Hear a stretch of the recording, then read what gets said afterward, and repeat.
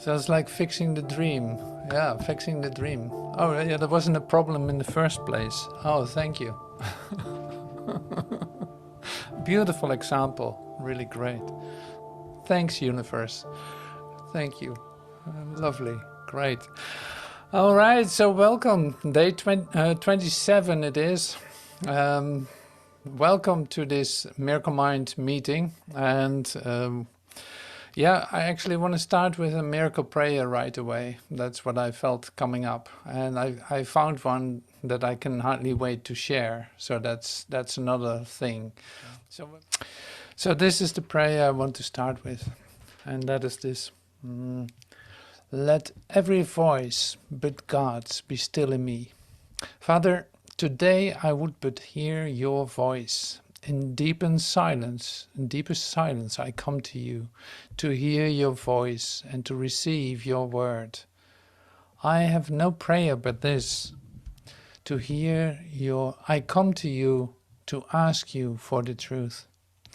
And truth is but your will, which I would share with you today. Father, today I would but hear your voice. In deepest silence I would come to you to hear your voice and to receive your word. I have no prayer but this. I come to you to ask you for the truth. And truth is but your will, which I would share with you today. Today we let no ego thoughts direct our words or actions. When such thoughts occur, we quietly step back and look at them, and then we let them go. We do not want what they would bring with them, and so we do not choose to keep them. They are silent now. And in the stillness, hallowed by his voice, by his love, God speaks to us and tells us of our will, as we have chosen to remember him. Today we let no ego thoughts direct our words or actions. When such thoughts occur, we quietly step back and look at them, and then let them go. We do not want what they would bring with them, and so we do not choose to keep them. They are silent now, and in the stillness, hallowed by his love, God speaks to us and tells us of our will, as we have chosen to remember him. Let every voice but God's be still in me. And we're going to do that by being still. Let every voice but God's be still in me. Thank you. Thank you so much. So from this stillness we start, always to do everything or to not do anything. And so today we actually are going to take a look at the chapter of today, and that would be chapter 27. And it's the very first paragraph of the chapter that is sufficient. And you might have read it already, I don't know. But I love to share it and read it to you because it's full of biblical references. And in that, it is very, easily combined with what is being said in the Bible. And it's beautiful how that comes together. So this is from the Urtext of Course in Miracles website, and sharing with you this. See, the title of the chapter is The Body and the Dream. So that's an interesting title too, of course. But here is this. Here it starts with, and that's always so amazing to me. It's like it starts right away with Wambo here. The wish to be unfairly treated is a promise attempt that would combine attack and innocence. Like, I have nothing to do with it. Unfairly treated. No, they did that to me. So there's an innocence that is connected to it and an attack, and you try to combine the two. In conflict itself, you try to combine the two, thinking that they would fit in some way. Who can combine the wholly incompatible? Yeah, it's impossible. And make a unity of what can never join. Walk you gently way, walk the gentle way, and you will fear no evil and no shadows in the night. Now, specifically, this paragraph, this is only the first part, has like many Bible references, and I love to stand still with those because it is so beautiful to me how that comes together. It's like, who can combine the wholly incompatible and make a unity of what can never join? Now here, walk you the way, the gentle way, and you will fear no evil and no shadows in the night. And this refers to, say, Psalm 23 and the 4th verse. It's like, yea, though I walk through the valley of the shadow of death, I will fear no evil, for you are with me. Your rod and your staff, they comfort me. We know this, right? But it's a really beautiful reference, and it comes so nicely back into the course. Like, walk you the gentle way, and you will fear no evil, and no shadows in the night. Like, here's immediately also say first the impossibility is being shown, then immediately the comfort, like the place of reality. Here it's where it really happens. Walk you the gentle way. Say, no need to attack anything. No one is here unfairly treated. No, there's nothing outside of you. So there's nobody unfairly treated. You accept just that and walk gentle. Walk the gentle way. Walk in innocence, you could say too. So I want to play a song that is the song of Psalm 23. And you might have heard it before too, but it's also very comforting. And say, contemplate these words. Walk you the gentle way, and you will fear no evil and no shadows in the night.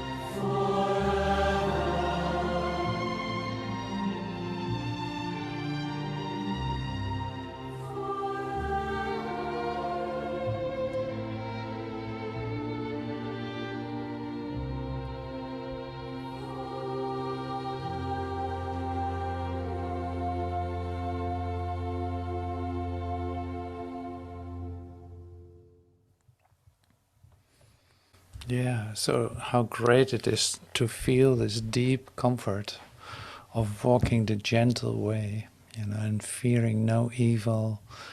You are with me. Your rod and your staff, they comfort me. It's like you're with me. It doesn't matter where I seem to find myself, but this is always happening. I can always return back to that. That's happening in me. That's the only real thing that is really going on. So that was so great. I love that. So it continues here then. So it's like, okay, so walk you the gentle way, and you will fear no evil and no shadows in the night. But place no terror symbols on the path, or you will weave a crown of thorns from which your brother and yourself will not escape. You cannot crucify yourself alone, and if you are unfairly treated, he must suffer the unfairness that you see. If you are unfairly treated, he must suffer the unfairness that you see. See how that works? Like in Matthew. When they had twisted a crown of thorns, they but put it on his head and a reed in his right hand, and they bowed the knee before him and mocked him, saying, Hail, King of the Jews! You cannot sacrifice yourself alone, for sacrifice is total. If it could occur at all, it would entail the whole of God's creation, and the Father with the sacrifice of his beloved Son. Now here are some biblical references too. It's like Hosea. For I desire mercy, not sacrifice. That's one of the, say, revelations coming through in Hosea. For I desire mercy, not sacrifice, and knowledge of God more than burnt offerings. Like I'm not looking for any kind of offerings in that sense. No sacrifices asked. No, it didn't go for the knowledge of God. So Matthew. But go and learn what this means. And see, this is all great material for contemplation. I desire mercy and not sacrifice, for I did not come to call the righteous, but the sinners to repentance. It's like, I desire mercy, not sacrifice. It's like, I desire your gentleness, not a sacrifice of anything, not thinking, it's like, wow. So it's, to me, completely amazing how complete the text is. Like this was just the first paragraph, and I could only use, say, the first part. We could spend an hour with that. It's like the first part was just coming into the gentleness, coming into the deep sense of comfort. Like you can feel the comfort, but now you're going to dive into that comfort so deeply. It's like you could easily spend an hour doing so, coming really to the bottom of that feeling of comfort. It's like letting that so come to you, so deeply feeling that you don't know what to do with yourself. It's like all of this is in fact just pointing at an experience, not at a doing at all. It's like, no, this is pure realization. This is purely opening up to feel what is given. It's like to feel that completely, taking time to feel that, not anything else. So this is great. In those, say, on the 27th day, it is great to deeply allow yourself to feel the comfort of you having discovered that you can be in communication with your Creator. The you that know that you're so safe, like you carry that safety within all the time. There's nobody doing anything to you. There's nothing outside of you. We saw this the other day. It's like, well, the source is right here. That's where it starts. Like any of the hologram that I'm perceiving here in form and space and time, any kind of idea that there's something outside of me has its origin, my thoughts, my ideas, and not anything else. Like, it doesn't have any substance to it at all. It doesn't have any, say, reality, or it is not a fact. It is a reflection of what you are thinking. Simple as that. So that's a great discovery always. Well, like I said, you could easily spend a lot of time with that, in the sense of deepening your experience of comfort and of going so deep into that you will never ever have a question about it. You know, it's like, where am I looking for my comfort? Well, I found it. I found it. Yeah, yeah, yeah. So will I forget it again? Yeah, sure. What is wrong with that? I can forget it too. That's great. So what is wrong with that? Now I can remember it again. Oh my God, it's so great to remember it again. Here it is. It didn't go anywhere. No, absolutely not. Of course not. It didn't go anywhere. It's right here with me. Oh, I just thought that somebody was attacking me, or that I needed to make a sacrifice in order to be whole and perfect. Like, don't stop kidding yourself. No, no, no, not at all. Not at all. Ah, so great. Yeah, anyway, so continuing on with the miracle mind, with can you hear this? Well, you've heard this, right? Now we'll see what Master Teacher has to tell us here today. It is an interesting say part of it too, an interesting part of the talk. I'm just recalling it a little bit here, and one of the things that is occurring is, in fact, is like the recognition that everyone knows this. Everyone knows this. Which is really great. Some of you guys I used to sing in the choir with, gently.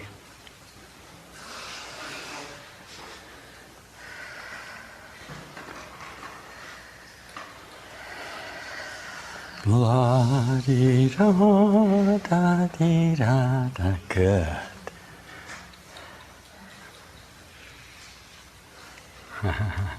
That ain't gonna hurt you. Oh, I wouldn't dare let you see that. Why not? I've seen everything. I mean, you guys got these deep things you keep bringing up. You're going, I better not let him see that. That's part of the process. You know, I better not do that. That's unforgivable. You've only got one thing that you think is unforgivable. That's the whole idea of you. And that's totally forgivable. So you guys are going through some very lovely experiences. Yeah, how can I teach them that? I want to show them that. Okay. See, everybody in the universe knows about this. You think it's a big plague. No, no. Everyone that needs to know about this knows about it, and that's everyone that needs to know. Either that or it isn't. It's impossible for you to call on anyone within this whole thought astral association without obtaining this if you want it. There is no conflict in it. You guys have been living in your astral thoughts where you're in conflict so long, you don't understand. They're just waiting for your instructions. You go through this scribe nonsense of listening to some other voice that has no more idea about the truth than you have. It's waiting for you to tell it what it is.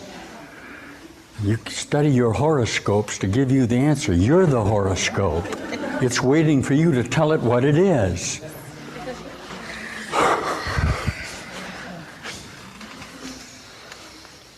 How grateful they'll be, how loving they'll be when you forgive them your own thoughts. This Jesus describes this very beautifully. They can hardly wait for your forgiveness. You know who wants it the most? God. You can hear that, you're awake. There's a lovely sentence in the Course that says, God asks for your forgiveness. Obviously, you think something must have happened.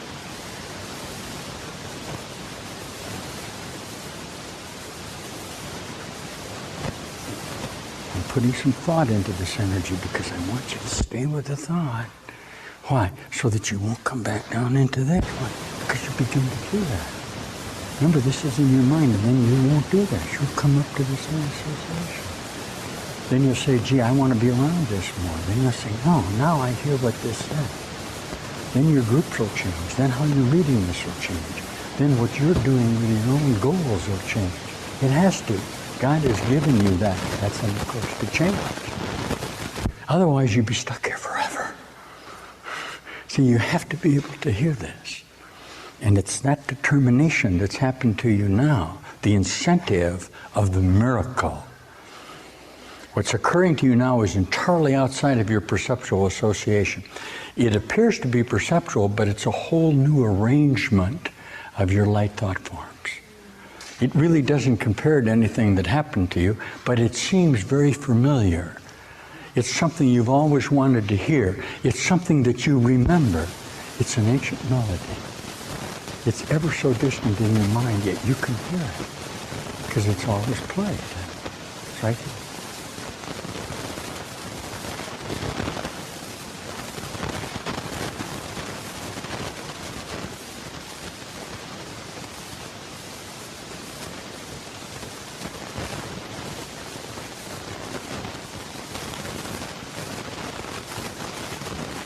You look beautiful. We'll take a little break and show you loaves and fishes. And they're having a lunch, right?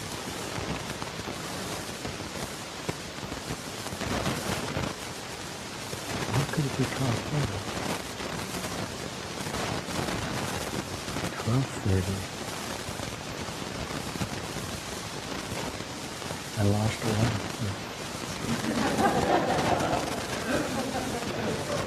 Did we start at 9 o'clock? 10, 11, 12. Oh, goodness.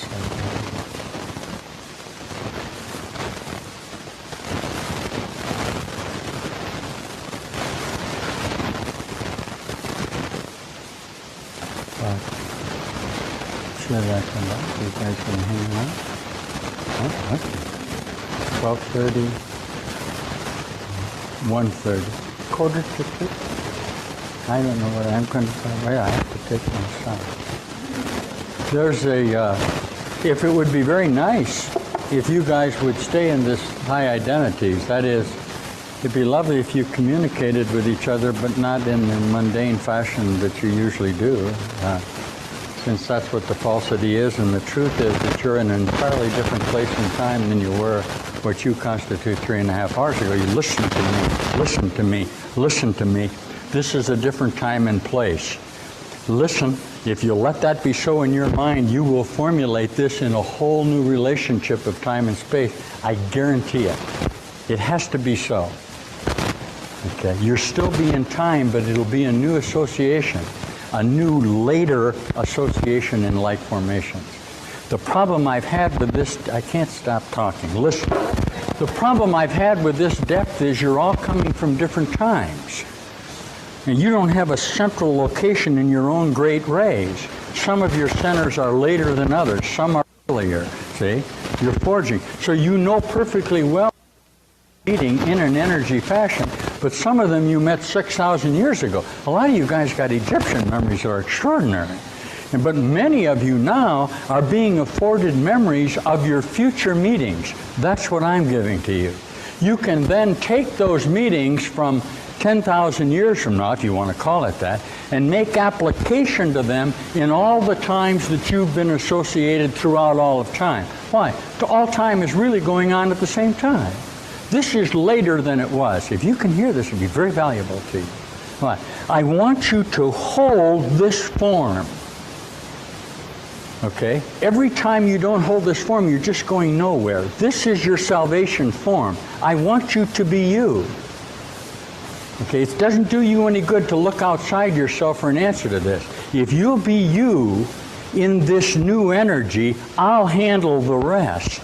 That's the admission of your atonement. That will formulate up in here rather than trying to find yourself in the mutual location. You can't. You're too different in time. You know each other perfectly well, but the part of you that recognizes each other, there's another part that still is in conflict. That's why you can't communicate. I will be that communicating source for you if you let me, because that's what this energy is. It's a communicative device. Okay? And I'm teaching you to what? Be a communicative device. To bring all of those memories in so that we can hold them in the mandala. Jesus calls this the circle of at-one-ment, where each time we have a thought, it extends from us and becomes our associate perceptual reality in the objective definition of it. See, when that occurs, we have no conflict. That's love. Of course, it's love. Love is what? Communication. It's the certainty that we all come from the same source and we're all there together. That's the fun part of this. So you can have fun eating lunch. See if I can quit here now. You sure this is what we're supposed to be meditating to? Is my workbook up there? Yeah. How are we doing? Are we okay?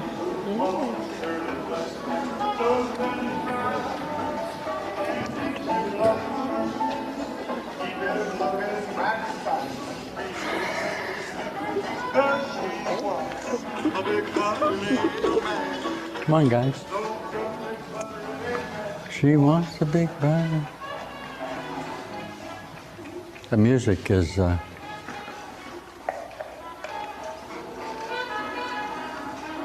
this is Scobie. Bob Scobie, guys. From San Francisco. He went to Chicago. Listen.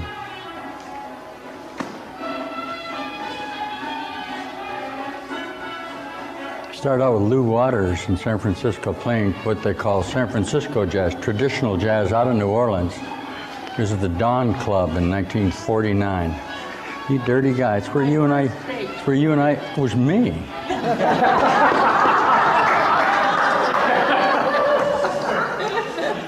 Of course, I was only 9 at the time.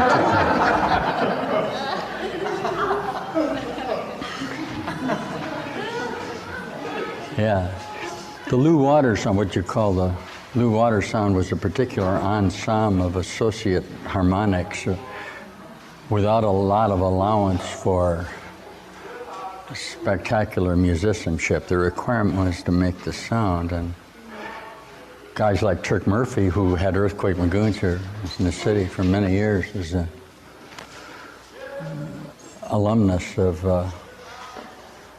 Lou Waters. Lou Waters quit playing trumpet and bought himself an egg farm in Petaluma or something. My San Francisco memories are very old. Of course, all of our memories are finally very old.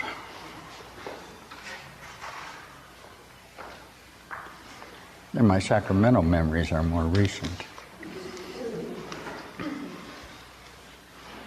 So we're all memories.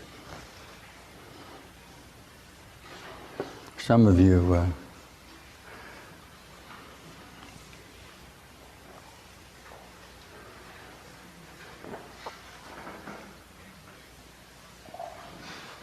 will discover that that you've lost your grievance. You're going to lose your grievance in just a minute, and when it happens to you, it's impossible to express it to a grieving consciousness. You'll go to a family reunion tomorrow, and your sister and your brother and your ex, who has got the kids, or you, or whatever it is, will immediately begin to share grievous associations. They'll connect them to love, but the reminder will always be of the associate injustices that were done to them. This will always be true. To deny that this is true is to deny this teaching, because it's necessary for you to look at what your relationships really are. And this has nothing to do with whether they're good or bad. It has to do with the certainty that they necessitate mutual and attack and defense modality. They cannot not, because any opinion is a form of defense, and any rebuttal is a form of attack. And what you attempt to share in these relationships, okay, are mutual identities of attack and defense. This is the teachings of Jesus Christ.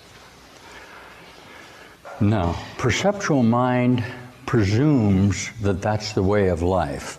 And when you went to the reunion, they're all sitting down reminding you, perhaps, of how your father beat your mother. Well, strangely, or whatever else occurred that caused all the trauma of your apparent present condition, which is what? Inherently traumatic. Strangely enough, a new mind, while it can remember the association, okay, of the apparent grievance, cannot identify it in the heat of perceptual value. Can you hear this? It's very easy to forgive if you can't remember the passion of the association. This is what will happen to your mind if you'll allow it to it. You no longer need to retain the value of the pain in that association, listen, in order to keep your own identity. Yes, that's wonderful. That's just right. So great. Thank you, Master Teacher, for this what is given. So great. So the part that he ended up with is exactly lovely to continue to share about, you could say, and that is this is like before you could hear they went to lunch. You know, at a certain point you hear the microphone make a lot of static noises and all this. That was almost the end of the session in the morning. So now they had lunch and now they come together. We hear the San Francisco jazz and all this. But before the lunch started, he said, well, stay in this form. Like stay in the form of meditation, like the quietness that you are actually now into, that you recognize too. When we started this meeting, for instance, this online meeting, we entered in a certain, say, energy, you could say, and that sank down. That was quiet and deepened in its intensity, you could say. It's like there's a whole shift in energy. There's a whole new frame that we're entering into, and you find yourself in a different form, not specifically a three-dimensional form, but another constellation, you could say. Like you feel different about yourself. And that is really great. So he uses it a couple of times. Then coming back out of the lunch, he connects it to say grievances or say other social activities where you enter into. But the thing I want to say stay with for just a moment is this: it's like you don't have to go out of this where you find yourself in now. You don't have to come out of this. I can call it meditative state or anything. It's like, or what we read in the psalm, like the gentle way, you know, you can stay right there because you still have the same help with you. There's no need to adjust to what you think the world is. That's another thing. So it's like in that is communication possible. In this form is communication possible. Now, if we would say meet in the same place like we do now, if we meet like this, we communicate really easily, and it's not just because I mute the microphones of you, which helps absolutely. It helps you not to fall back into your human, say, habit of blabbing, of talking, of saying like, yes, I thought about that 2 weeks ago, blah, blah, blah, my grandmother, my mother, my sister-in-law, my mother-in-law, my... See, all of this, it's like, all that you don't need. No, you can stay right here in this constellation of energy, like in this form. You can stay. You don't have to get out of it. You don't have to adjust to the world. and you will see how you will respond or how you can be present. Everything will be different. I speak from experience, like absolutely, absolutely, everything is different. But if you meet ones that are actually in the same, say, energy frame, it is so lovely. It is so great because the recognition is there instantaneously. There's nothing to explain. There's nothing to do anything. It's like, no, so here we are. And say basically you're open to receive what is given in this moment together. And that say increases the joy even more. So I've said that. Now here you go. And he gives the, say, master teacher, say, comes up with an example of you enter into a family situation, for instance. Suddenly you see your ex sitting there who got the kids, and you see this, and you see that. And there seemed to be an incredible change of, now if I recognize myself still in this constellation, it becomes very obvious who is, say, coming from an, say, grievance attitude. Now, I don't have to do anything with that. Forgiving it, you could say, but that is like I'm not even going to do anything with that. And that makes your presence completely different. You know what I'm saying? It's like, yeah, there's nothing outside of you. No, you recognize the characters. You recognize the characters, but you don't identify with, he said it, with the passion of the events that have taken place. You don't let that rule anymore. So this can just be in a setup with meeting your ex, but it can also be with meeting some family members that you rather not see. And that has a memory. There's a memory connected to it. Also, there's, say, a passion reference to it. If you haven't let go of that, if you haven't that allowed to be healed, it might still come up and you might still think that you need to defend yourself. Now, this is what Master Teacher is sharing, and which is really lovely to be completely aware of when you enter into your family situation, your work situation, your whatever situation. Like, you don't have to lose this configuration that you're in right now. And like I said, it's okay to forget, because the memory back into the remembrance is totally lovely. Like how great it feels to remember again. Well, there's a fresh memory. Okay, wonderful, great. You know, so nothing is lost, in other words. So that takes away your, say, tendency to control this, or to keep holding on to this configuration. I don't want to lose it because then I'm back in my humanhood again. Like, no, don't worry about that. You will easily come back to it more and more easily. And that's a matter of practice and not being afraid. So then also it shifts really easily.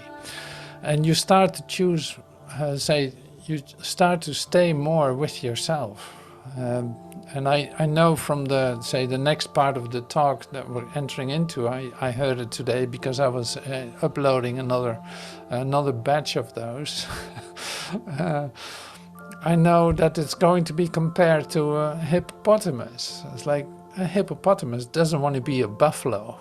So what we're actually trying to let happen here is that you are yourself, no matter what situation you're in. And I really love that idea. Say, you know yourself. You come to know yourself, and it's okay to be yourself. Like, nobody's asking you to not be yourself. Comparison with the hippopotamus, like you don't have to question who you are. So the confirmation of who you are, let it come from within, and you're good to go. If you think that somebody else can define you, well, you would do the same as a hippopotamus. You wouldn't listen to it. It's like, I know who I am. I don't have to listen to that. That doesn't have to disturb my peace. I know I'm a hippopotamus. Knows about this. And it starts with this. It's like he starts to sing, and some of you guys I used to sing in the choir with, and da, da, da, da. That's not going to hurt you. Oh, I wouldn't dare to do that, to sing. I wouldn't dare to sing in public or whatever. It's like, wait. Some of you guys have got these deep things you keep bringing up here. Oh, I'd not better let him see that. Or it's like you have your little secrets that you carry with you. Then especially when you're in front of like a light, somebody who's completely himself, that becomes very obvious that you're hiding something. I'd better not do that. It's unforgivable. Like, well, you've got only one thing you think that is unforgivable, and that's the whole idea of you, who you think you are. That's totally forgivable, and which is really interesting. So I share this with you. It's like, come out of this. It's like the one thing that I shared in one of the healing moments this week with someone was this. Is like, whatever you're going to share with me now, it's like whatever you're going to share with me now is not going to change anything about how I feel about you or how I see you. It's like, it's not going to change at all. Like, that has no influence in how I can take a look at you. It's like, I see you as the complete loveliness of the universe. Now, whatever you're going to share with me, your deepest secret, your unforgivable acts, and who knows what that is. Like, oh no, that is totally forgivable. No, I won't remember it, say an hour from now. I won't even remember it anymore. But anyway, it's like, no, that has no impact on the relationship. No, it's just that for you, it seems to be important because you carry it with you, being afraid to share it. But when you share it, it's like, oh my God, don't worry about it. Or it is like, no, that does not take away any part of your loveliness. Absolutely not. Now, this is exactly where Master Teacher here is referring to. So when the total loveliness is in front of you, and you feel so safe and comforted by say the shared moment together, you share this, and you share your unforgivable stuff, so to speak. You finally put it on the table, and then the loveliness is still looking at you as like, okay, when are you going to tell me the thing? Because what you just shared is totally forgivable. There's nothing wrong with that. It doesn't change anything about you. No, it's so great. So that's so lovely to have that exemplified, and to recognize that in yourself. It's like, no, that's not going to change anything. No, no matter how that would look. No, not at all. So I really love that. So I use this continuously, whatever you share with me. I can tell you that. See, everybody in the universe knows about this. You think it's a big place. No, no, no. Everyone that needs to know about this knows about it, and that's everyone that needs to know. Either that or it isn't. It's impossible for you to call on anyone within the whole thought astral association without obtaining this if you want it. There is no conflict in it. You guys have been living in your astral thoughts where you are in conflict so long you don't understand. They're just waiting for your instructions. You go through the scribed nonsense of listening to some other voice that has no more idea about the truth than you have. It's waiting for you to tell it what it is. You study your horoscopes and to give you the answer, but you forget that you are the horoscope and it's waiting for you to tell it what it is. How grateful they'll be, how loving they'll be when you forgive them your own thoughts. Jesus describes this very beautifully. They can hardly wait for your forgiveness. You know who wants it the most? God. If you can hear that, you're awake. There's a lovely sentence in the Course that's God asks for your forgiveness. I'm putting some thought into this energy because, and the other way around too, like putting some energy into this thought because I want you to stay with the thought. Why? So you won't come back down into this because you begin to do that. Remember, this is in your mind and you won't do this. You'll come up to this and you'll say, gee, I want to be around this more. Now I hear what it says and I want more of it. So in walking the gentle way, you could say, in fearing no evil, it is literally that you're open to forgive your brother instantaneously without, it doesn't matter what he's going to tell you. It doesn't matter what he thinks he has done. It doesn't matter any of these details, you could say. It doesn't matter at all. Because the state where you find yourself is a state of total forgiveness. It's a remembrance of this, light, this love that you are.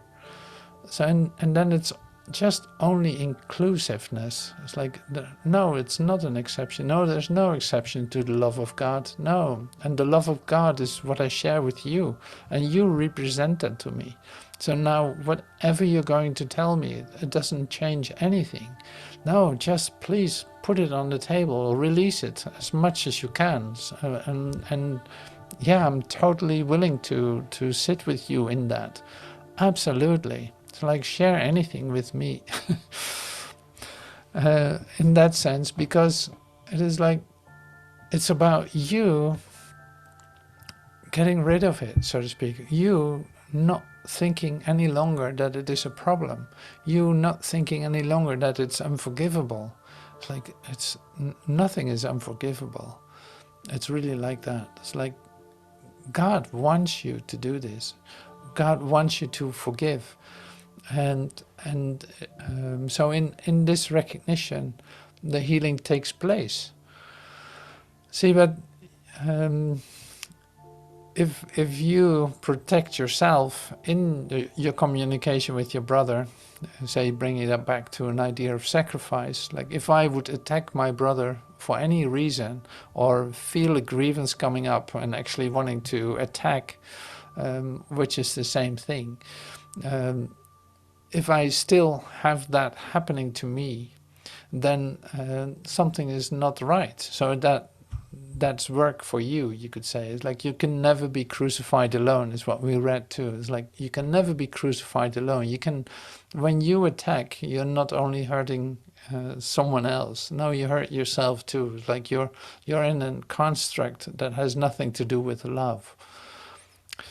So the healing part in it, coming back to yourself, is then recognizing your meditative state, calming your thoughts, you could say, going deeply within, feeling the comfort of that, allowing to sink deep into that. Now whoever is in front of you, it doesn't matter anymore. It's like, it doesn't matter what is being shared, in what way even. It doesn't matter at all. I remember this too in my own, say, experiences. People being so incredibly, say, almost like violent, but at the same time it didn't touch me at all. It was like, oh no, that does not change my feeling for you, or the feeling that I see as the loveliness that you are. It's like I'm still completely seeing that. I don't, yeah, I will not hold it against you. Absolutely not. So the fun part is then the release can easily take place because there's an impossibility related to it, that you see that, say, it doesn't make any sense to try to protect it any longer or to defend it, or like all these actions become really like energyless. So the hardest thing maybe is just to start expressing it, or getting over your own idea that it's bad, or that it's not good, or not spiritual, or that it's not, you should be further. It's like it's only related then to your judgment about yourself. Okay, so this was essential to share just for the recognition. It's like you recognize this too, and you hear what Master Teacher says. You can hear it, and that makes you want to come back to it too. You want to stay. You want to come back into this energy, but you don't really know how to do this, except say showing up in a meeting, or sitting with yourself, or sitting with others in like where two or more are gathered in my name, I will be there kind of atmosphere. So that, yeah, that is what I wanted to share in terms of healing. Like, you don't have to come out of this. There's not another life that you have to live. Now you take this with you. It's like, thy rod and thy staff, they comfort me. They will lead me the way. It's like, just keep opening up and show me what to do, where to go, what to say, and to whom, what to ask. And most of the time it's just being still and letting it happen. And when you do that and stay in your low, in your gentleness, you could say in your high, in fact, staying in your gentleness, you see that the healing takes place by itself, just by you, allowing it to happen. It just happens by itself. There's no doing connected to it. So, yeah, that's so great to experience that. So thank you, everyone. Thank you so much for this part so far. Maybe I'm concluding with a miracle prayer too. Let me remember God created me, 260. Father, I did not make myself. Although in my insanity I thought I did, yet as your thought, I have not left my source, remaining part of what created me. Your Son, my Father, calls on you today. Let me remember you created me. Let me remember my identity. And let my sinlessness arise again before Christ's vision, through which I would look upon my brothers and myself today. Now is our source remembered, and therein we find our true identity at last. Holy indeed are we, because our source can know no sin, and we who are his sons are like each other, and alike to him. Like, we're not focusing on differences, no, on equality.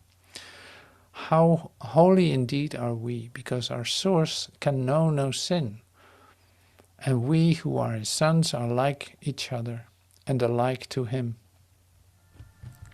And it's also, in that sense, unchangeable. Thank you so much for being present here today. Great to see you here. Thank you so much.